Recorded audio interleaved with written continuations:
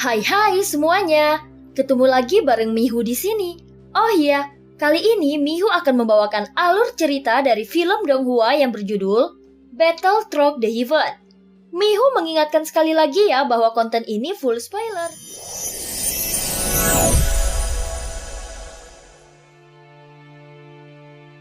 Oh iya, karena sebelumnya novel BTTH-nya baru upload, jadi video kali ini durasinya agak dikit ya.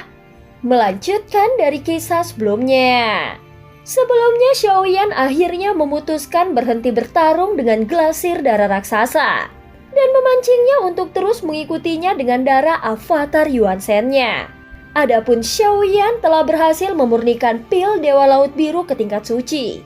Namun dia memutuskan untuk memurnikannya lagi agar bisa mencapai pil tingkat dewa. Di sisi yang lain, Yuyan ternyata masih terus mengikuti Xiaoyan dan semakin penasaran dengan identitas dirinya yang sebenarnya. Seiring dengan semakin meningkatnya jumlah pemurnian yang dilakukan oleh Xiaoyan, kecepatannya tidak hanya melambat, tetapi kesulitannya juga semakin meningkat. Xiaoyan hanya bisa terus memperlambat kecepatan pemurnian agar proses fusinya tidak gagal. Pada saat ini di tengah proses tersebut, terdengar suara gemuruh yang keras. Pil yang diselimuti oleh cahaya terang kembali mengeluarkan aroma yang lebih kental. Pemurnian yang ke-9 telah berhasil. Namun pil Dewa Laut Biru masih belum mencapai kualitas pil tingkat dewa. Meskipun demikian, Xiaoyan tidak berhenti memurnikannya. Tidak peduli sampai beberapa kali, Xiaoyan telah bertekad terus membuat pil Dewa Laut Biru mencapai kualitas tingkat dewa. Baginya tidak ada alasan untuk berhenti di tengah jalan. Sejak Xiaoyan mulai memurnikannya, dia sudah memutuskan harus berhasil. Ini adalah keyakinan yang selalu dipegang teguh oleh Xiaoyan. Saat ini Xiaoyan telah melakukan pemurnian yang ke-10, 11, 12 kali. Namun dia masih belum berhenti. Setiap kali pemurnian dilakukan, pil juga akan mengalami perubahan yang besar. Dapat dikatakan kualitas pil mengalami perubahan yang signifikan. Setelah berhasil dimurnikan, pil akan mengeluarkan aroma yang semakin pekat, sehingga semakin menarik perhatian para sosok yang ada di belakang kompas terbangnya. Pada saat ini Xiaoyan selalu mengontrol jarak kompas terbangnya, sehingga orang-orang ini hanya bisa mencium aroma pil yang menyebar tanpa pernah melihat sumber aslinya. Sekarang mereka mulai berspekulasi bahwa sumbernya mungkin berasal dari sekte boneka dewa. Terus maju. Di depan adalah sekte boneka dewa. Apakah ini milik mereka? Aku pernah mendengar tentang sekte boneka dewa. Mereka terkenal dengan keterampilan memurnikan mayat. Tetapi aku belum pernah mendengar ada alkemis hebat itu di sekte tersebut. Bahkan dengan dua raksasa ini, sekte boneka dewa juga tidak akan berdaya untuk menghadapinya. Mereka pasti mengejar sampai ke sini karena ingin memeriksanya. Pada saat ini banyak suara yang terdengar di belakang kompas terbang Xiaoyan. Tampaknya karena pengaruh aroma pil yang kuat ini, mereka sampai kehilangan akal sehatnya. Sehingga mereka semua ingin melihat secara langsung jenis pil tingkat dewa apa yang sedang dimurnikan dan siapa yang memurnikannya. Pada pemurnian yang ke-14 kali, pil Dewa Laut Biru akhirnya berhasil mencapai tingkat dewa. Xiaoyan telah menghabiskan banyak waktu untuk memurnikan pil ini dan telah melewati jumlah pemurnian tertinggi yang pernah dilakukannya. Oleh karena itu pil ini menjadi pil tingkat dewa paling sempurna yang pernah dibuatnya hingga saat ini. Saat ini pil Dewa Laut Biru bersinar terang dalam kuali obat Xiaoyan. Saat pil itu berputar di dalamnya, Xiaoyan merasakan ada perasaan sejuk yang menjalar ke seluruh tubuhnya. Saat pil ini selesai dimurnikan, kekuatan Xiaoyan juga meningkat. Meskipun belum membuat terobosan, namun Xiaoyan menemukan ada peningkatan pada kekuatannya. Dengan memurnikan pil ini, Xiaoyan bisa memperdalam pemahamannya tentang seni pemurnian pil. Inilah alasan mengapa kekuatannya bisa meningkat.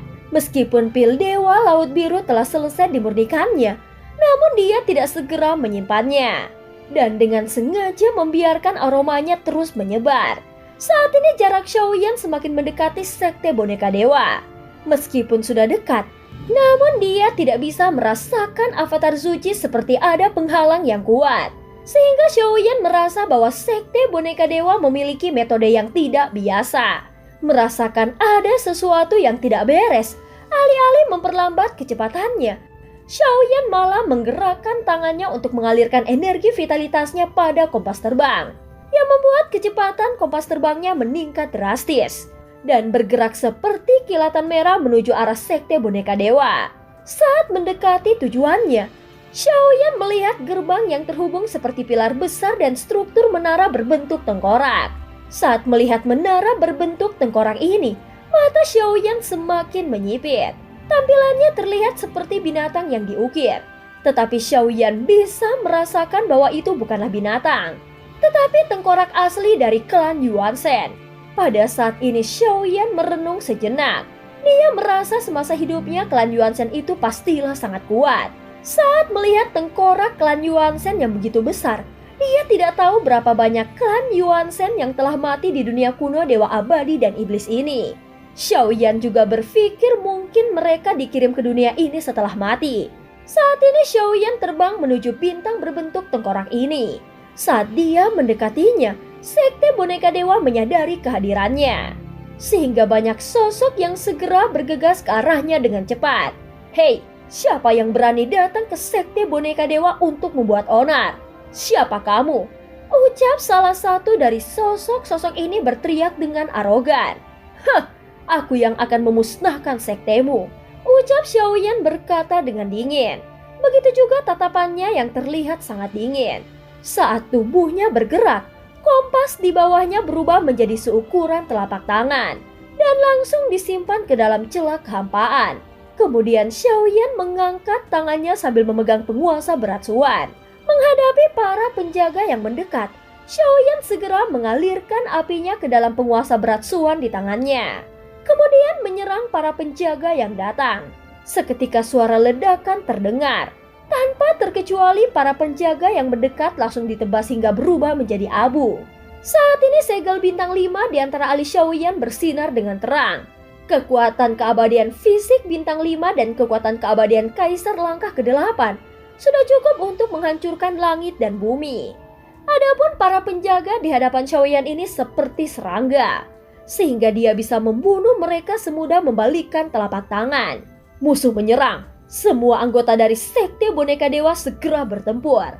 Dengan teriakan kuat, banyak penjaga dengan cepat naik ke udara. Selain itu, sosok-sosok boneka mayat juga segera keluar dari peti mati dan menyerang ke arah Xiaoyan dengan ganas. Pada saat yang sama di altar sekte boneka dewa terjadi fluktuasi yang kuat, dan mereka masih terus fokus memurnikan tubuh Avatar Zuchi. Yang paling menarik perhatian para penjaga ini adalah dua sosok yang tubuhnya sangat besar dan seolah-olah menutupi langit dan matahari. Namun tiba-tiba Avatar Yuanzhen ini segera menyatu menjadi satu dengan tubuh Xiaoyan dan ukurannya berubah menjadi normal kembali. Kemudian sosok Xiaoyan menghilang dengan menggunakan guntur ekstrim di bawah kakinya. Saat melihat Avatar Yuanzhen menghilang, Glasir darah raksasa terkejut dan langsung mengeluarkan teriakan marah. Hah, jangan coba-coba bersembunyi, cepat keluar, teriak Glasir darah raksasa. Namun Xiaoyan sudah menghilang dan meninggalkan Glasir darah raksasa yang terjebak di dalam perangkap Xiaoyan. Setelah tidak mendapatkan jawaban dan tidak menemukannya, Glasir darah raksasa ini semakin marah. Pada saat yang sama banyak sosok lainnya yang juga memasuki sekte boneka dewa, sehingga menarik perhatian orang-orang yang berada di dalam sekte boneka dewa. Dan cerita pun berakhir. Terima kasih udah dengerin Mihu dari awal sampai akhir ya. Jangan lupa like dan subscribe. Sampai jumpa.